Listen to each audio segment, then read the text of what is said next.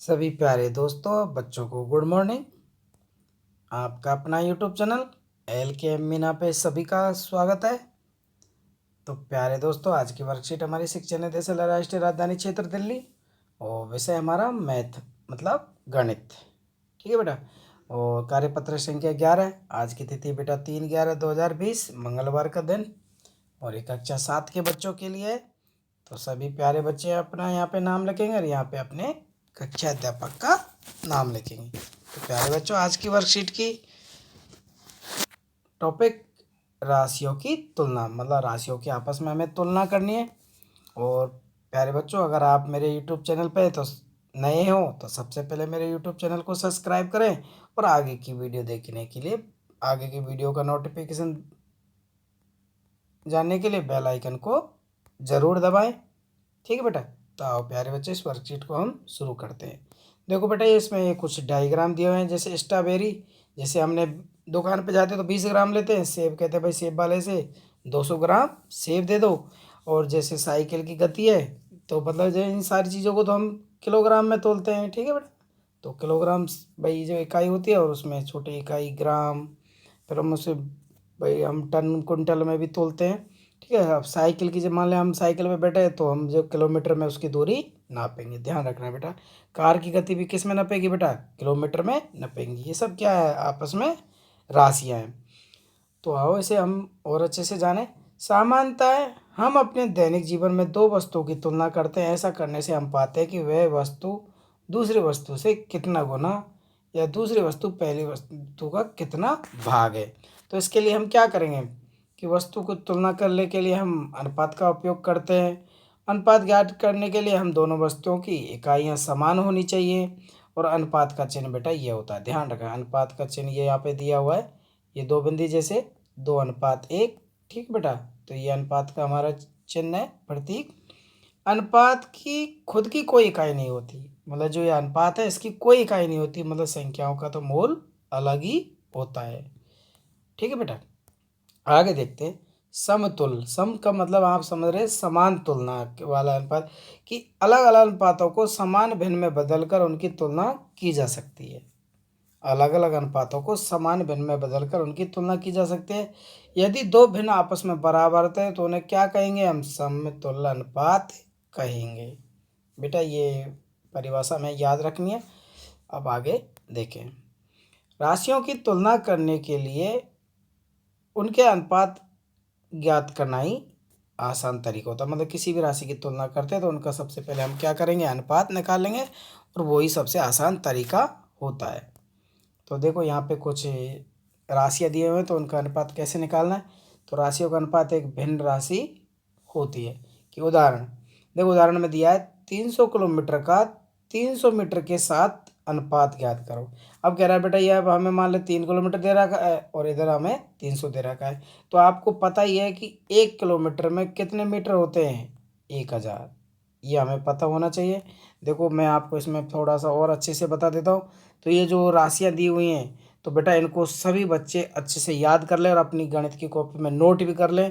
आपको हमेशा कभी भी कोई पूछे तो ये राशियाँ हमेशा ऐसे होंगी कि आपको पता है 1 रुपये में कितने पैसे होते हैं। कि पैसे की सबसे छोटी इकाई क्या होती है? पैसे, सॉरी, रुपये की सबसे छोटी इकाई क्या होती है? पैसा। दिन का क्या होता है बेटा? घंटे। और घंटे की क्या होती है बेटा? मिनट। क्योंकि देखते हैं हम वैसे एक घंटे, देखो 1 रुपया में 100 पैसे होते हैं। ठीक है बेटा। 1 रुपये में कितने पैसे होते हैं? 100। एक दिन में कितने घंटे होते हैं? 24। एक घंटे में कितने मिनट होती हैं? 60। 1 किलोमीटर में कितने मीटर होते हैं? 1000। 1 मीटर में कितने सेंटीमीटर होते हैं? जैसे सीएम हम छोटे शॉर्ट रूप में लिखते हैं, एम को यहाँ मीटर से एम को लिखेंगे। तो 1 मीटर में ध्यान रखना बेटा 100 सेंटीमीटर होते हैं। और 1 लीटर में 1000 मिलीलीटर होते हैं। और 1 दर्जन जो आप कॉपी वगैरह लेने जाते हो आपको सबको पता है कि 12 होती है। जैसे 1 दर्जन केला दे दो तो 12 केला हमें मिलती है। तो ये हमारी राशियों की संख्या है। तो बेटा इसे हम अच्छे से सभी बच्चे याद कर लेंगे। ठीक है बेटा।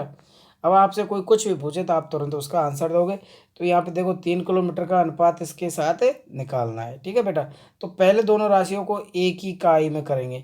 अब जैसे बेटा ये 3 किलोमीटर दिया हो, यहाँ पे 300 मीटर दिया है। तो सबसे पहले हमें ऐसे एक एक उसमें एक राशि में लाना है।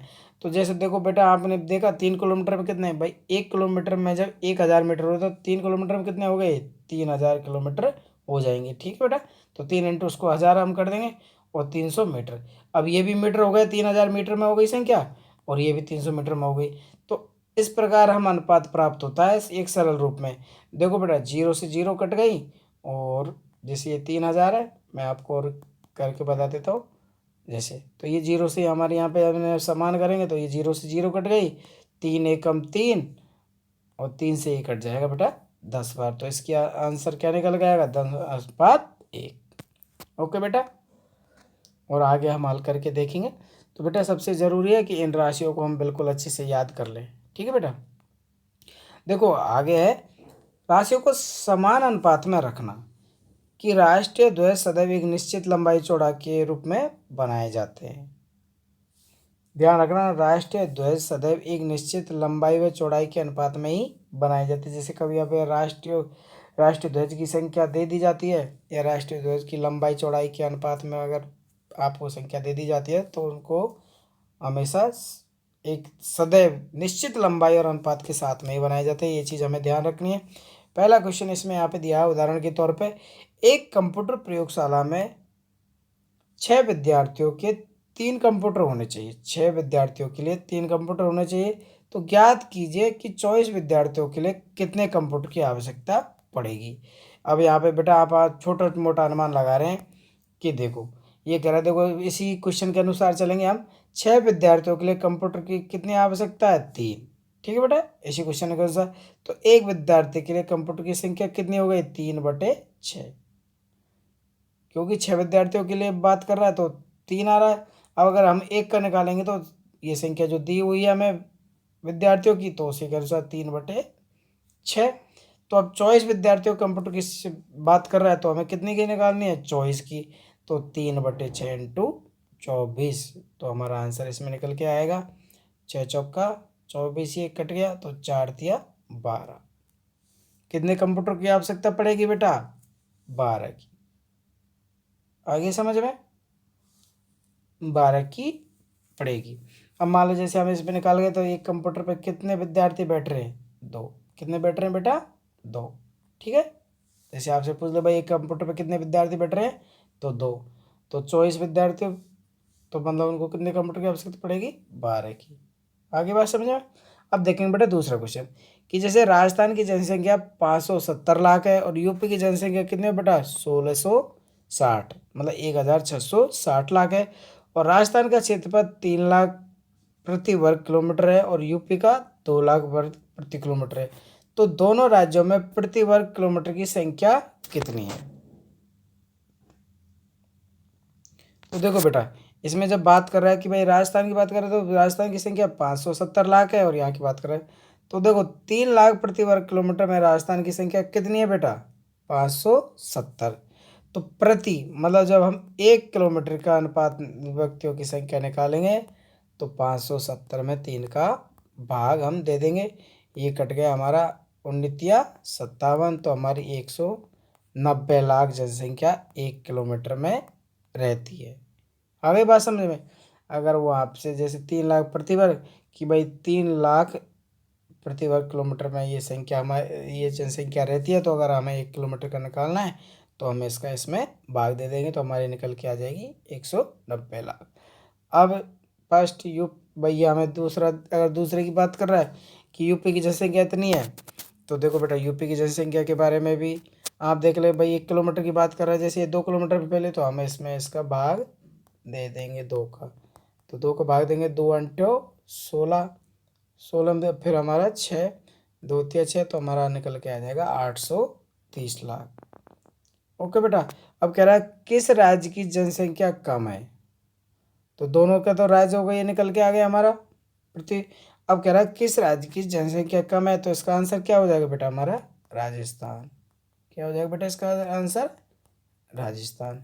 ओके बेटा, तो आओ इस वर्कशीट से संबंधित कुछ क्वेश्चन दिए हुए, तो उनको भी हम देख लें।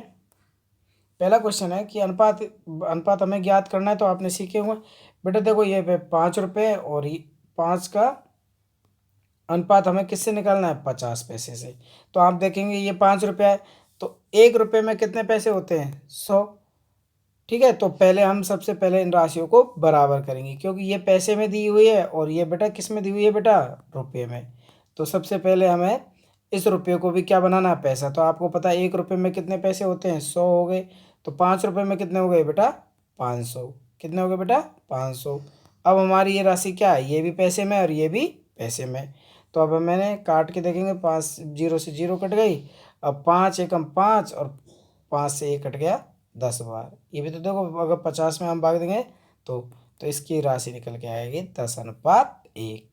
ठीक है बेटा, समझ गए। सबसे पहले हमें समान राशि में इन्हें करना है। तो अब देखो दूसरा है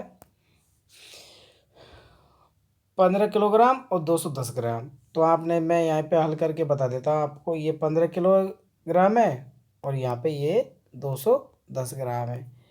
तो देखो बेटा, ये तो छोटी इकाई होगी हमारी ग्राम में और ये ज़्यादा है। तो आप सबसे पहले देखेंगे कि भाई इस राशि को हमें किस में बदलना है? ग्राम में।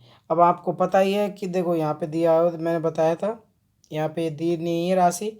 तो आपको पता है कि भाई 1 किलो में कितने ग्राम होते हैं? 1000। कितने होते हैं बेटा? देखा, आपने देखा होगा, कभी भी दुकान पे सामान लेने गए होंगे कि 250 ग्राम चीनी दे दो, फिर 500 ग्राम चीनी दे दो, जिसे हम आधा किलो कहते हैं। तो उसी हिसाब से आपको पता होगा 1 किलो में 1000 ग्राम का वो बाट हमारे चढ़ाता है। ये दोनों राशि मतलब ऐसे होंगी। तो 15 किलो में कितने हो गए बेटा? 15,000 ग्राम।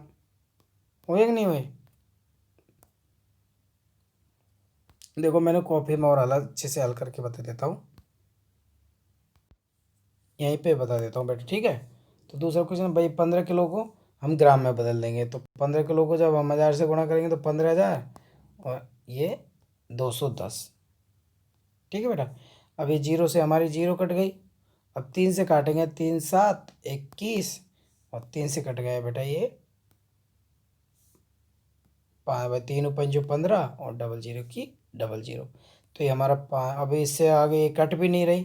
तो 500:7, यही हमारा आंसर हो जाएगा। ओके बेटा।